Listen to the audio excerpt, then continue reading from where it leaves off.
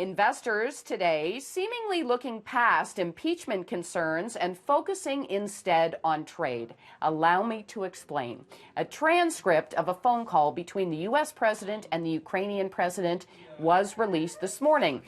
During that phone call, the two leaders talked about the Ukraine helping to investigate the Bidens. And that phone call is what prompted the impeachment inquiry. Shortly after the transcript was released, the U.S. president went in front of reporters and said that a trade deal with China could get done sooner than we think. That comment obviously took the pressure off.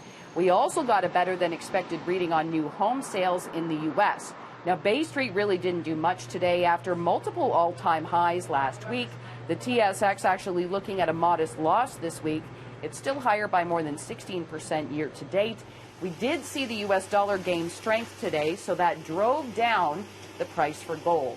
Providing a lift to the Dow today, shares in Nike, which did hit an all-time high. And here's why. As one analyst put it, the retailer crushed it in its latest earnings report. Quarterly sales and earnings beat estimates after missing in the previous quarter. And it also seems that Nike managed to dodge any trade war issues. That's a concern that we have heard from a number of U.S. companies. Nike also getting a boost from the Women's World Cup, outfitting 14 of the tournament's 24 teams. For a second straight day, shares in BlackBerry sharply in the red. The stock dropped by about 5%, so it's still close to a 7-year low.